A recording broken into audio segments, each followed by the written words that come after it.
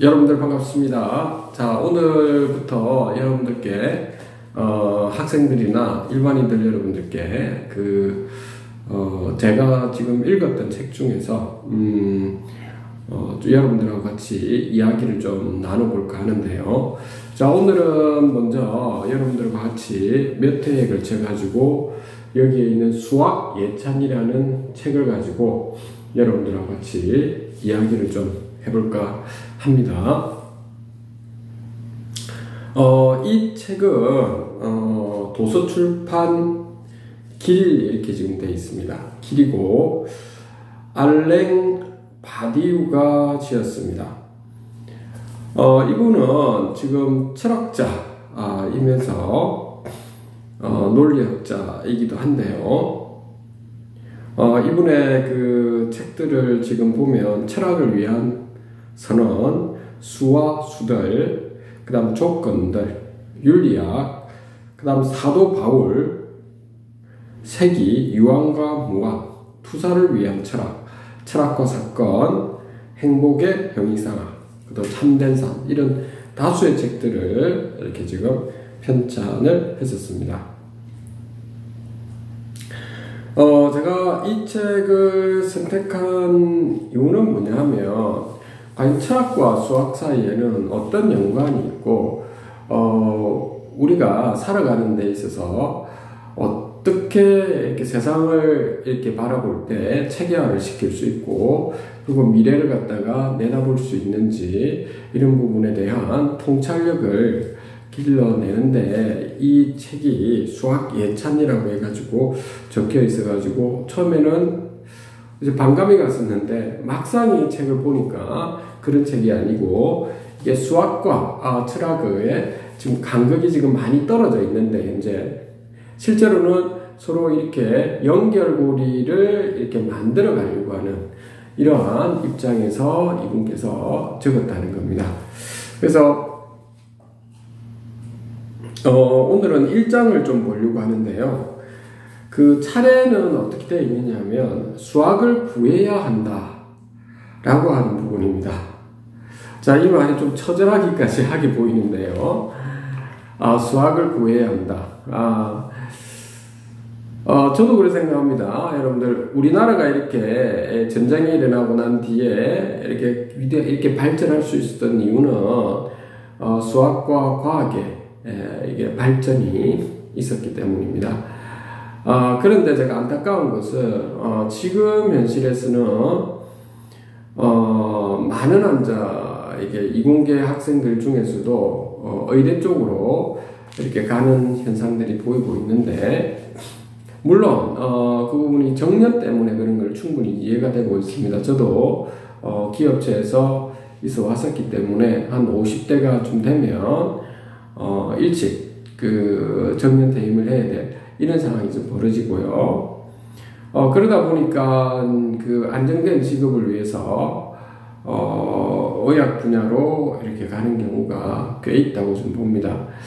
근데 크게 우리 한국 사회가 그리고 전 세계가 좀 더 좀 나은 방향으로 가기 위해서는 다양성이 필요하고 그것이 어떤 생존을 위한 어쩔 수 없는 직업 선택이 되어서는 안 되는 구조가 되겠죠. 상당히 이래 됐을 때는 극심하게 상호 비대칭으로 인해 가지고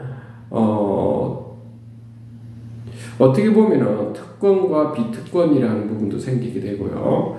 그리고 또 부의 편중뿐만 아니고 국가적으로도 위기 상황이 좀 벌어지게 되겠죠. 한국이라는 나라는 여러분들 삼성전자부터 해서 큰 대기업체들은 결국에는 이공계 과학기술의 이러한 성과로 지금까지 수출을 해서 우리나라가 부강하게 된 근본적인 이유가 되죠.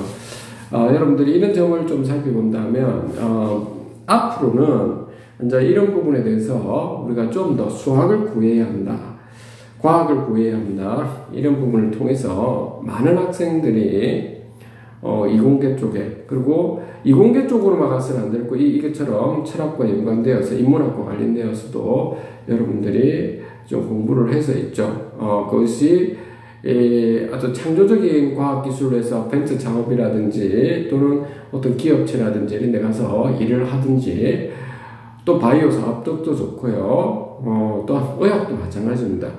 그쪽 분야이기 때문에 그러니까 다양한 분야에 가면서도 인문학과 연관시켜서 진행했으면 하는 바람입니다. 그래서 지금 좀 안타까운 부분이 있다는 부분이죠. 그런 부분은 우리 사회가 좀 바뀌어야 될 상황인 것 같고요. 그 첫 번째는 수학을 구해야 한다. 두 번째로는 뭐가 나와 있느냐면 철학과 수학 혹은 어떤 오랜 커플의 역사 이렇게 났습니다. 그래서 둘 사이에 어떤 그 관련성이 있는지를 역사적 맥락에서 한번 살펴보려고 했었습니다. 그 세 번째로는 수학은 무엇에 관해서 이야기하는가라고 해서 좀 수학에 대한 본질에 대해서 한번 탐구를 해보자라고 하는 거고요. 네 번째는 수학에 의지한 그 형이상학의 시도라고 하는 겁니다. 그 수학의 본질을 본 다음에 이걸 바탕으로 해서 우리가 철학에서는 결국에는 철학에서도 본질을 보고자 하는 거죠. 형이상학의 시도를 한번 해보겠다라고 하는 거고요. 다섯 번째는 수학은 행복을 만드는가 라고 하는 것으로 하면서 마지막 결론을 이렇게 내고 있습니다. 자, 여기서 지금 첫 번째 장에 수학을 구해야 한다라고 하는 부분인데요. 제가 여기서 수학을 구해야 한다라고 해서 정말로 이 책에서 수학을 구해야 한다는 것, 수학이 이 수학 공부를 해야 된다 이런 의미를 말하는 것인지 이 책을 읽어보시면 여러분들이 저는 볼 때는 그런 의미는 아니었던 것 같습니다. 여기에서는 저자가 자기 아버지가 그 수학 교사였다고 합니다. 그래서 가정에서부터 수학에 대한 이야기를 좀 많이 나누었고 특히 중학교 때 보면 삼각형이 나오지 않습니까? 삼각형에서 그 내심이 있을 때고요. 또 외심이 있고 그리고 수심이 있지 않습니까? 그리고 또 무게중심도 있을 거고요. 그러면 우리가 이러한 지금 외심하고 무게중심과 수심 사이에는 1대2의 비를 가지고 있다라고 하는 오일러의 직선 정리가 있거든요. 자, 그 부분은 제가 여기 댓글에다가 그 증명하는 부분은 다른 유튜브 나와 있는 글을 올려놓도록 할 테니까요. 여러분들께서 한번 재미있게 한번 참고해 주시면 되겠습니다. 그래서 그것을 보면서 수학에 대해서 이 놀라움을 금치 못했다라고 하고 있습니다. 그래서 이제 그러면서 있죠. 이 현대에 이렇게 오면서 여러 가지 이러한 어떤 인문학 체계뿐만 아니고 정치, 경제 관련된 여러 가지 체계들이 이게 수학과 어떻게 연관을 시키려고 하는 건지에 대해서 지금 보려고 했던 건데요. 이제 그 보려고 했던 그 과정에서 보면은 여기서 이제 수학에 대한 비판적인 시각을 가지는 부분이 특히 이런 부분입니다. 극히 여기 보면 극히 밀도가 높고 국제적이지만 매우 귀족적인 지성계에 갇혀 지내며 독창성과 창조성을 견지하는 수학이 있고 다른 한편으로는 내 생각에 점점 더 그 사용이 모호해지거나 지금 불분명해지는 학교 교육이나 대학과 관련한 수학의 확산이 있습니다. 라고 해서 여기서 말하고자 하는 부분이 결국에 지금 수학에 대한 그 어떤 본질 그 본질보다는 지금 어떤 학교 시험 치기 위한 어떤 그것이 한 본질이 되어버리는 이런 사항들에 대해서도 이야기를 하고 있고요. 또 하나는 뭐냐면 이게 대중화가 지금 안 되고 있다는 부분.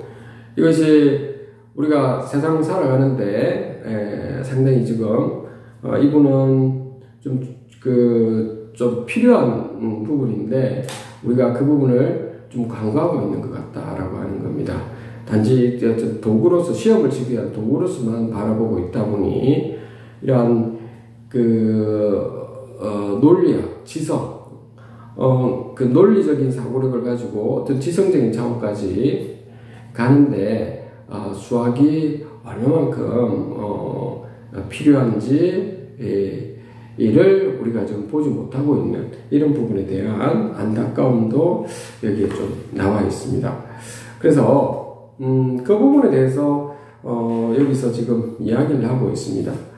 전반적인 이 사항들이 수학과 철학이 분리가 되어서 현 상황에서는 어떻게 이야기할까요?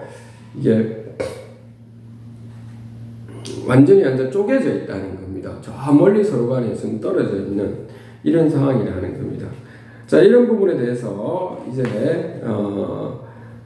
다음 단계로 이제 수학과 이게 철학은 어떻게 연결고리를 찾아가야 되는지에 대해서 이제 이야기를 할 건데요. 오늘은 여러분들과 함께 여기까지 제가 말씀을 좀 드릴까 합니다. 이 책을 제가 오늘 소개해드리고 또 시간 될 때 이걸 계속 시간 될 때 읽어보고 난 다음에 제가 또 한번 여러분들 소개해드리겠습니다. 저 같은 경우는 틈틈이 어디 이곳저곳에 지하철로 타고 왔다 갔다 할 때 가끔 읽어봅니다. 여러분들 오늘 여기까지 좀 이야기를 하도록 하고요. 일반인과 학생들 여러분들께서 관심 있으시면 이 책을 한번 보면 좀 재미나게 한번 읽어볼 수 있을 거라고 봅니다. 오늘 여기까지 하도록 하겠습니다. 감사합니다.